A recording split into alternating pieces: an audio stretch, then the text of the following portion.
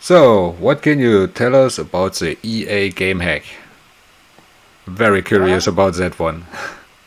well, um, I have autism, Okay. and as autistic people do, we have mental breakdowns. And I couldn't host my own server for Battlefield Bad Company 2. They made it so you had to buy a server to rent it, Okay. or you had to buy a server to be able to play on your own private server. You couldn't just host it yourself.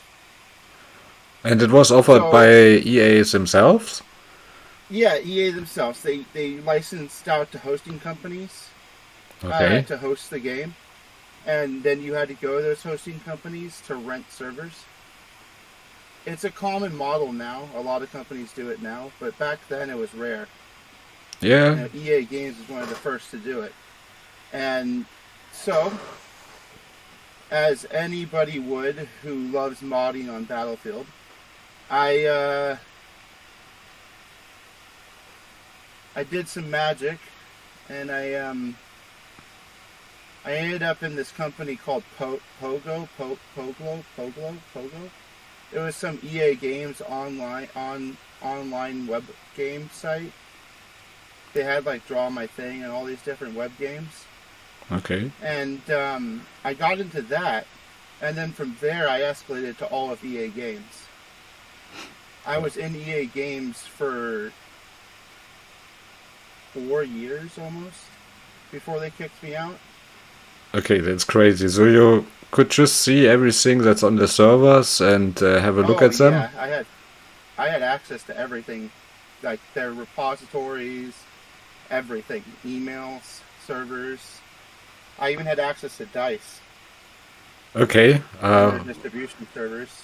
For viewers that don't know, what can you tell us about DICE? What does it do? Is the creators of Battlefield. They make Battlefield and Medal of Honor. They're a game development company that is licensed by EA Games. Okay. Okay, so we had all this access, and then how does all the reverse engineering start? Well, once I got my hands on the server files, I struggled to find the back end for what was called Plasma and Theater at the time, and I couldn't find it no matter where I looked. And I ended up just taking the server files because I had the PDB, loading that up in IDA, and I started manually reversing the packets. And I'll show. Let me pull up the seventh iteration of Plasma. We'll start from the top of Plasma. Nice. And Plasma was their login server that handled account information. That's the Okay. sockets stuff. Down here are the packets. This one's for Battlefield 2142. Let's go up here. This is for Battlefield Bad Company 2. And Very low scroll level. down and get past all this garbage. Here we go. You got the packets right here, and the packets were relatively simple. You know, they were just you had your first thing, your TX, Trent. and oh, damn it, my keyboard is not working. TX and there we go. Whatever. And then that's like it stores the tick. So like tick one, and then so on and so on. Let's set up like an INI file. So you have your key, or you have your mask and your key. Yeah, so different parameters and the values. Yeah, and that's pretty much what they do. They would just send these XML or not XML INI based packets back to your client, and it wasn't plain text. we had to reverse out the EA Games send method for sending packets. We had to reverse out the all the different ways of parsing the packets. Like this function took a while. This is to get EA value for the INI. Okay, what does it do? Well, this just takes this right here just gets the value. So if you have, let's say you want to get the L key from the packet. Now the data would come in here, then you put the data length, and then you'd put the name here of what you wanted, and you would get back in that from this function call. You'd end up getting back the requested key. Ah, okay, so you need it for the communication with EA. Yeah. And then trying to find it. There's more stuff in here. So it's kind of a pain in the ass. There's a really big function you need to find. And you essentially just reverse this out with IDA. Yeah. I used IDA to Yeah. reverse all the packets. Nice. That and Wireshark. So what I did was there was an exploit that came out for EA Game servers made by Luigi. And Okay. He found out that if you patched the Battlefield client with his patch, you could intercept the packets going back and forth. Nice. And it would disable the SSL. And he found that because I released the PDBs for Battlefield Bad Company 2 prior, and he used that to reverse engineer stuff I couldn't figure out. And he was a huge help in the Battlefield Bad Company 2 project. Okay. My unknown cheat profile. Okay. At some point, this got into the news, so it's not called EA Game Hack for nothing. Oh yeah. Well, So, the EA Game stuff never made it to the news. I actually settled out of court. okay. The only stuff that made it to the news was the Infestation Survival Stories, or War Z, when I hacked that, and I stole the server files and source code to that game. I got arrested and did 4 years of parole for that. Yeah, man, that's a lot. Yeah, it was a wake-up call. It was telling me it's time to stop. In 2016, I stopped altogether. No more hacking. All I do now is ethical hacking and reverse engineering. The question would still be that you had access to all these files. Did you initially just release them, or how did you get so far? I did. I released the PDBs. I released the binaries to the servers. I released beta builds of the game and a bunch of other EA Games tools. And a bunch of people started reverse engineering, and we all got together, and this is pretty much the outcome, the Battlefield Bad Company 2 emulator. I was running Windows XP. It was 14 years ago. Oh man, crazy. That was just me showing off the login server. And we got some... this is another thing I did for Battlefield 2142. It's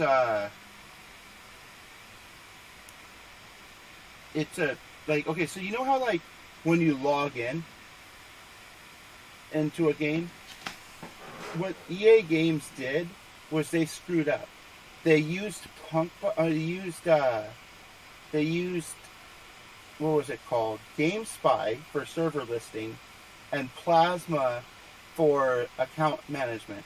which is good. Plasma for account management was good. But the problem was they had a key, a single key that was used to send to the what was it called? GameSpy server. So when you logged in with my Plasma server, I was able to redirect the traffic after you logged into my Plasma server, and it would allow you to play Battlefield 2142 on any server with my login server, but EA Games backend for GameSpy. Nice. How long did that work? It worked for a long time. It worked up until they shut the game down. So they never noticed. No, they noticed. They just couldn't fix it. I'm just going forwards past the... There we go. And then this is that account I created in the beginning of the video. And logging in. Yeah. God, I love this game. How many hours do you think you have spent playing it, and how many hours do you think have reversing it? Well, I made hacks for it. That's the first thing I ever did for this game. And I think I spent like a good probably like 500-600 hours playing it, and a good like 300-400 hours just reverse engineering this game. You know, that's nowhere close to other projects I've done, but it was a decent amount of time. And then right here is this is we modified the server. So these aren't client-side hacks that we're doing right here. This is a server-side hack we did, and we made the rockets faster for everyone on the server. Nice. Okay. Yeah, it was fun, dude. We had a really good time. Oh wait, let me turn off that music. There's that. Then we did this one, Death from Above. I like this one. Unlimited ammo. Oh, I see.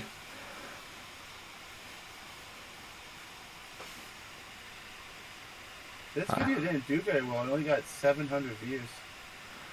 I mean, if you think how much drone footage you see these days, it actually looks remarkable well for that time. Already predicting that. This is me and my mentor. One of the smartest people I've ever met. The guy who taught me how to reverse engineer. This is me and him. We got rid of the death barriers, so we were able just to run through the area where you're supposed to die. Okay. Turn back, you're gonna die. No. Forever. Oh, nice. So now you can explore the whole map. 1 second, Rose.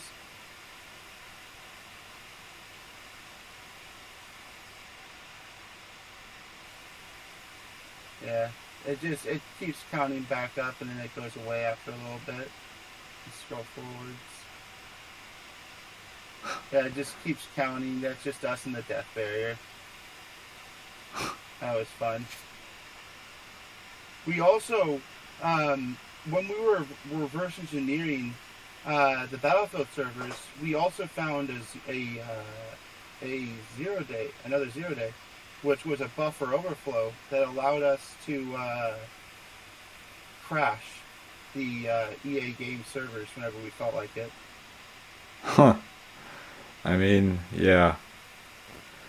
So all kinds of hacks. Just to like see what we could do with it, but we found out we could execute arbitrary code on EA game servers, and that led to another breach of access.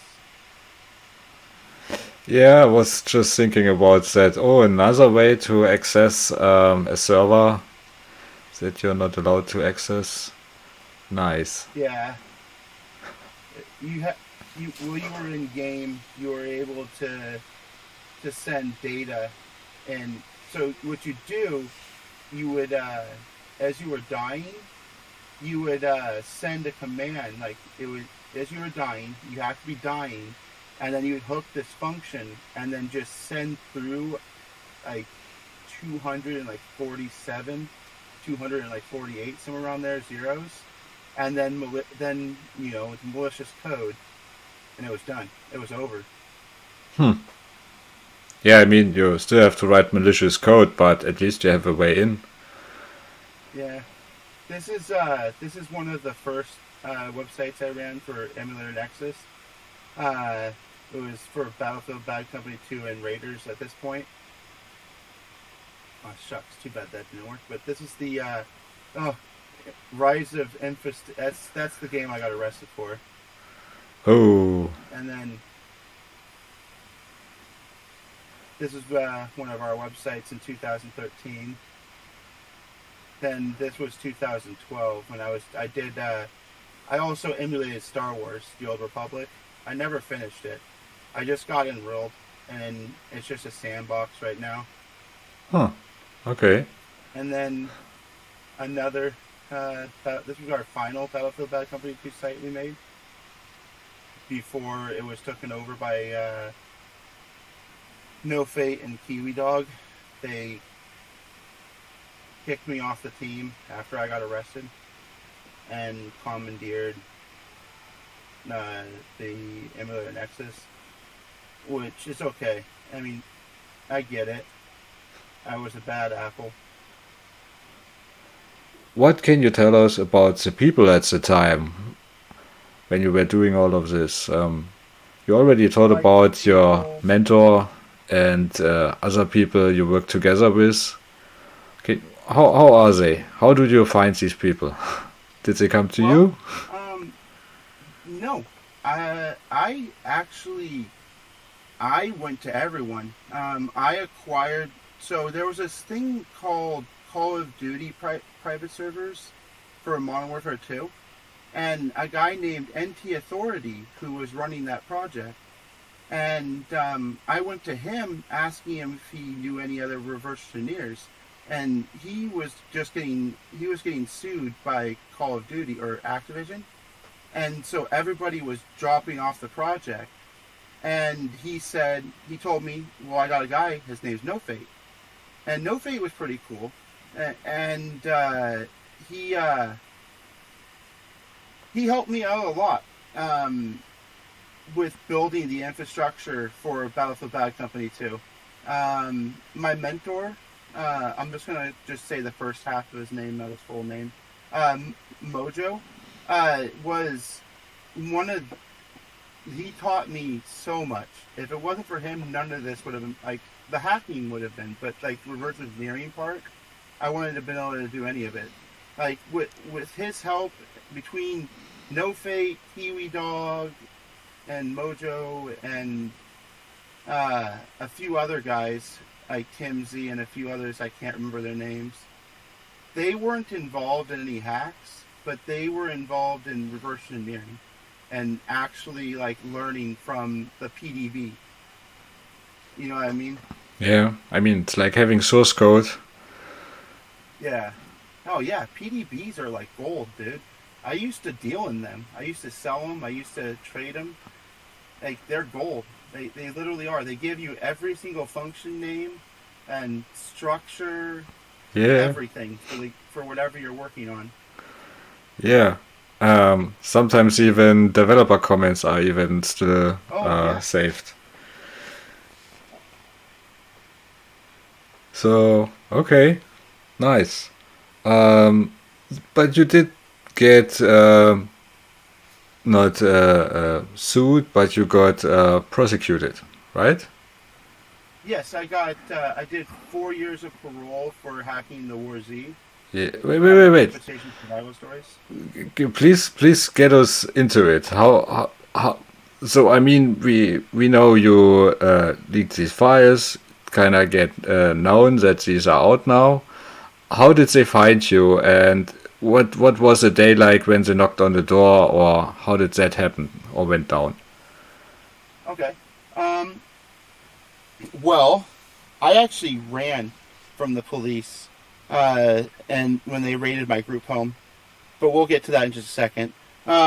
Well, the Warzy came out. It was this really bad zombie game, and I was playing it. I was playing the game, like a normal person.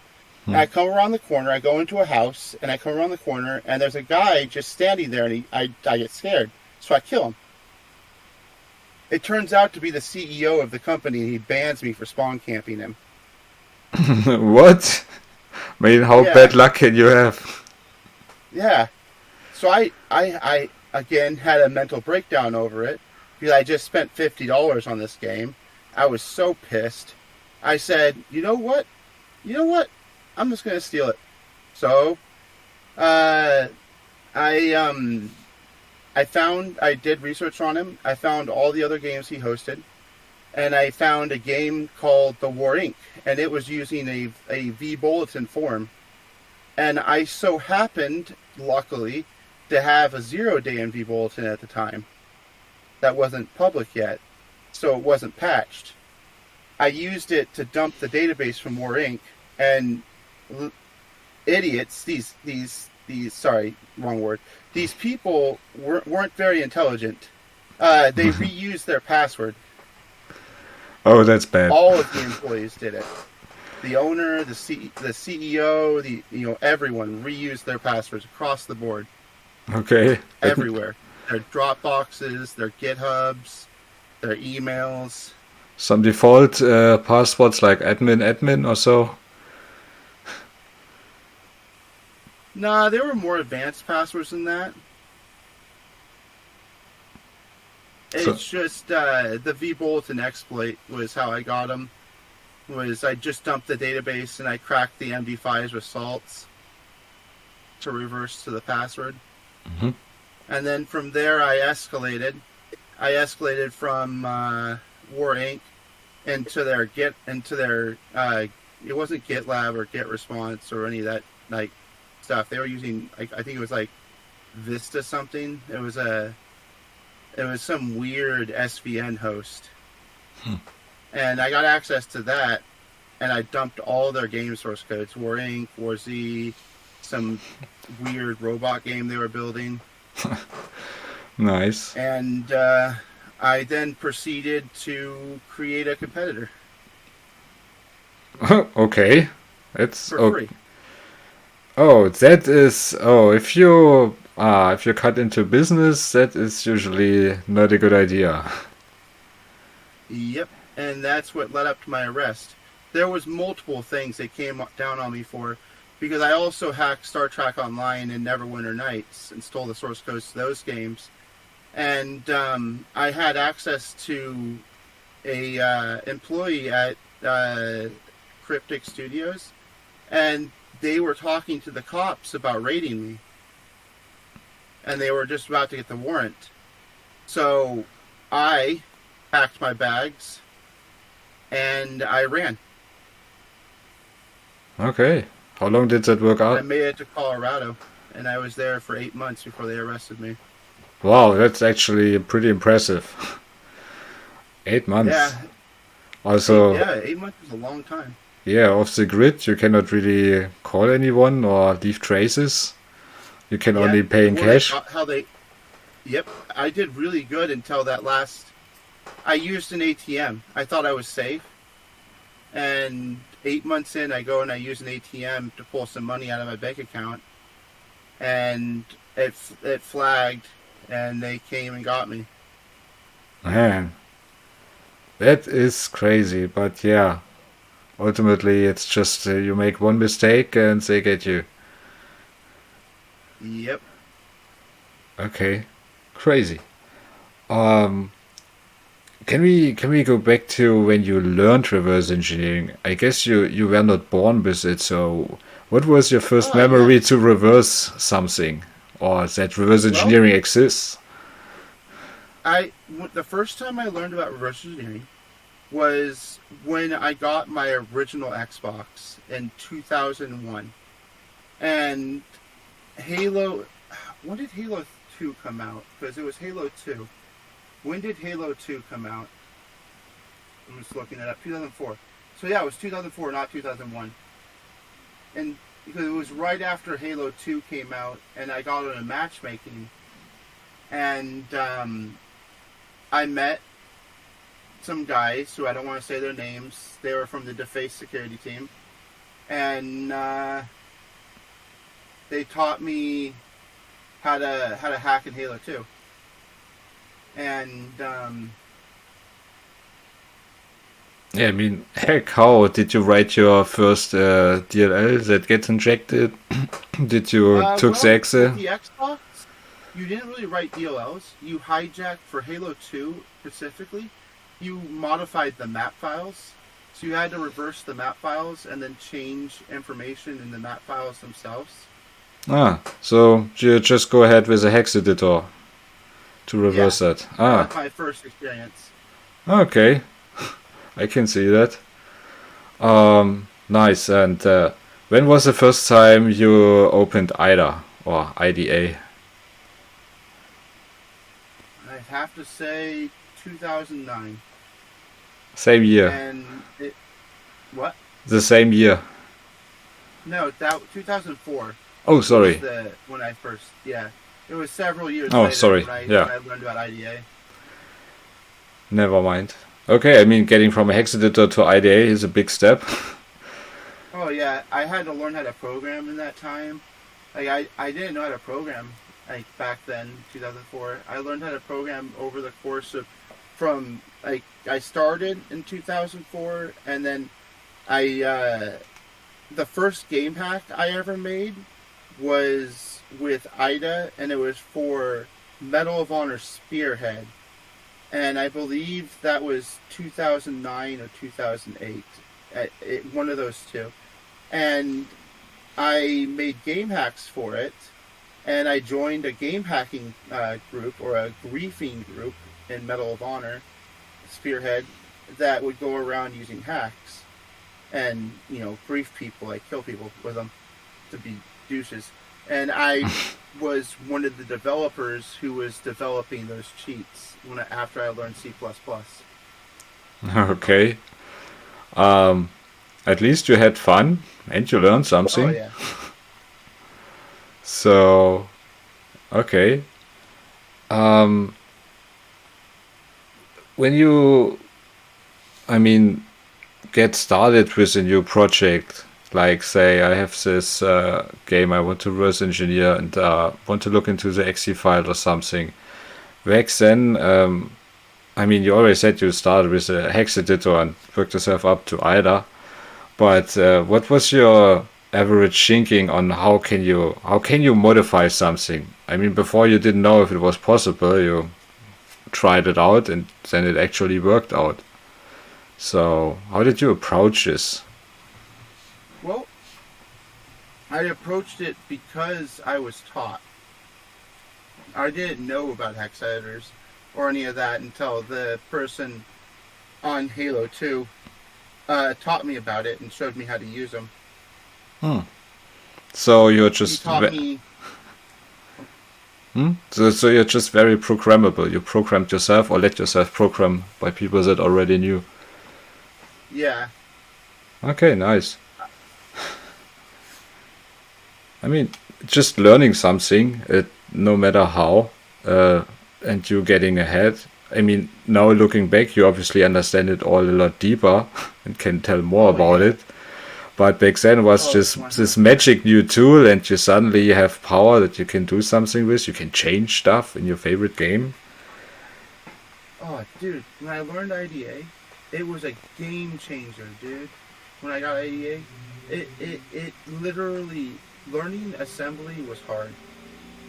But once I got the grasp of it and I understood the syntax and how how it works mathematically, it was done. I learned how to convert from pseudo back to C, and then I learned how to use a hex editor to hex edit the applications. So in IDA you have a hex edit box, but I could never figure out how to save the executable through IDA. So what I would do is I would go into IDA, I would find the function I was looking for. I would change the ASM, and then the ASM and the hex code would be changed in the hex view. Then I would copy and paste that hex into my into IDA at the same, or not IDA, into my hex editor at the same point Hmm. to overwrite the function. Yeah. That was my first form of hooking. Yeah. It's basic patching. Yeah. But to know, I mean, patching itself is easy. You just overwrite some bytes, right? But figuring out what Yeah. bytes and where, that is where all the money is in. Oh yeah, that and when I learned patch and jumps and detours, oh, more game changers, dude. Like after I learned detours, there was a really popular anti-cheat called Punk Buster at the time. Yeah, I And, remember. I found out that if you hooked the scan table and returned valid MD5s, because what it did was it scanned memory, and it MD5'd that memory with a salt, and then it would send that information back to Punk Buster, and then they would verify that data. But I bypassed it by hooking the scan table directly and sending all valid hashes all the time. So they Nice. never saw anything I was doing. But Okay. with Punk Buster, you didn't really have to worry about that because Plux OX13, 13 bytes outside of the scan range, they could only scan 13 bytes in. And then you would do OX13 with a naked hook, like a mid-function hook, and you bypassed it. Yep. So this was all PC, right? Yes. PC based. Okay. At some point you swapped over to Xbox 360 Oh, in yeah. particular. Yeah. So, let's How did go that happen? here 1 second. It's not This like right here is the what? it's not like you can just run Visual Studio on Xbox. So how did you Oh, getting really? start? So, I got what is called a JTAG. And with a JTAG, you had full access to memory. And the hypervisor, there was already a hypervisor exploit that existed that gave you access to the hypervisor, and you could dump the hypervisor and load the hypervisor into IDA. Nice. And that's what this is right here that we're looking at. This is a labeled function. This is a labeled hypervisor. Like I labeled the functions in here, so that way I knew what each one was doing. And the important one that we need to look for. Let's see. Try to find it real quick. Let me. Yep, don't want to do that. Well, anyways, while I'm looking for this function, I'll explain it. Microsoft would send this thing called a challenge, and the challenge was meant to challenge the hypervisor to make sure your hypervisor wasn't modified. So again, just like Punk Buster, they were sending a salt, and then the salt, they would use that salt to generate a hash, and then that hash is sent back to Microsoft to be verified. And what you do is you hook a function. 1 second, let's come back to here. I think I have a client up here. You would hook the function, and then the function is exe keys execute, and it's a back door in the hypervisor made by Microsoft that allows them to execute code on your Xbox in the hypervisor to do the challenge itself. And I know what I can show you. Let me come back to here and I'll show you the challenge itself, which I can explain that easier than the whole hypervisor. Challenge. Okay, it's a lot smaller. So you got your entry point, and then you come into here, And then you've got the dashboard version. And then you've got a some bytes that need to stay the same, some static bytes that are being pushed into the structure. Hmm. And then you come into here and you do your hashing, which is happening right here. So and then that's for the first hash. Then you come into here and you set up again, and this is for the second hash. So there's 2 hashes that you have to fix, and what you do to fix those is you have to scan a hypervisor. You have to have a clean hypervisor. And with a clean hypervisor, you can use, one second, I'm trying to find it, fill buffer right here. So these right here are the salts. These are the salts that Microsoft sends. I was able to log all 256 salts. Nice work. Yeah. And then you then, after you know the salts, you could then use that on the where is it? You can then use the salted, the data like that. It runs on SRAM. You can dump that as my hypervisor dumping code. Dumping the encryption keys here. And then here we go, run challenge.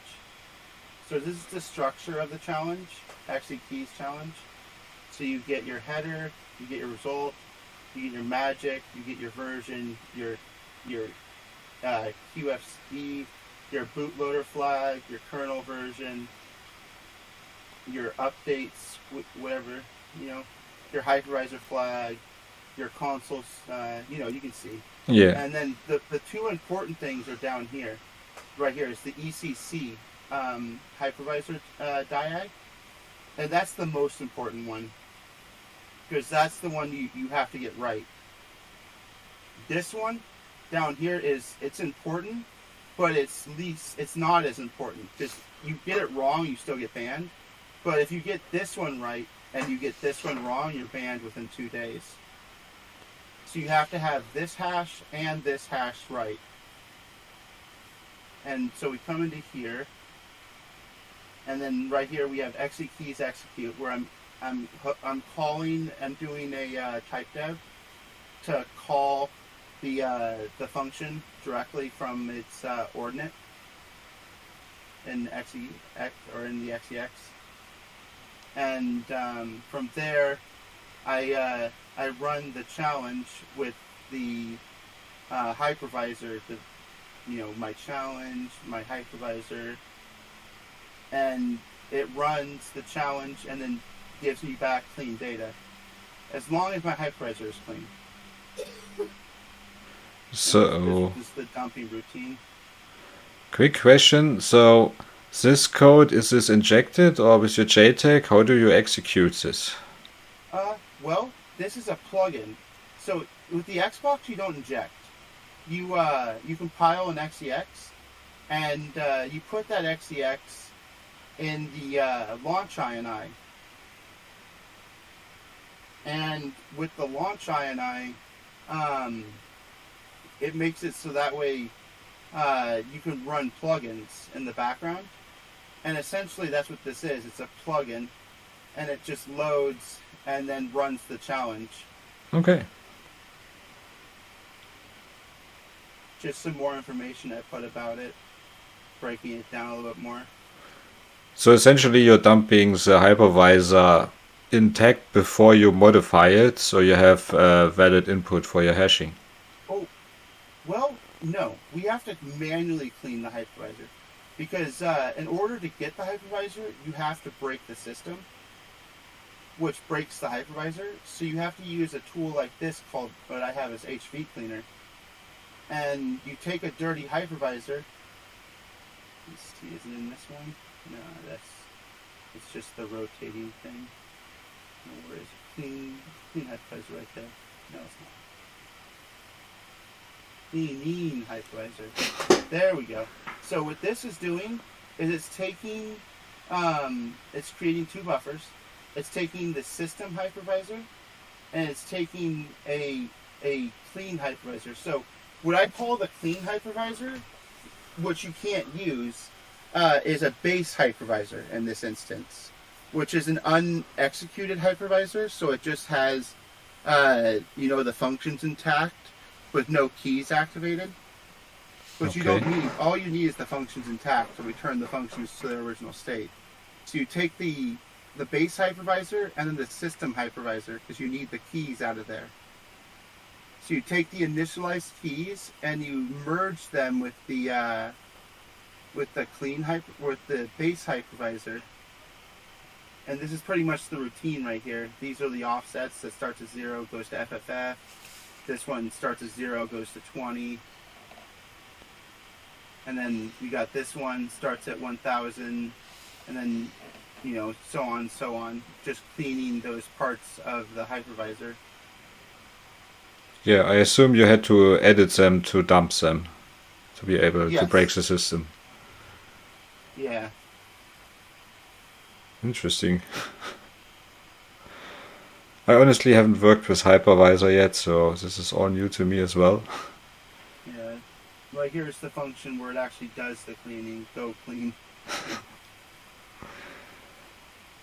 Peeks the hypervisor out of memory, so it gets the system hypervisor.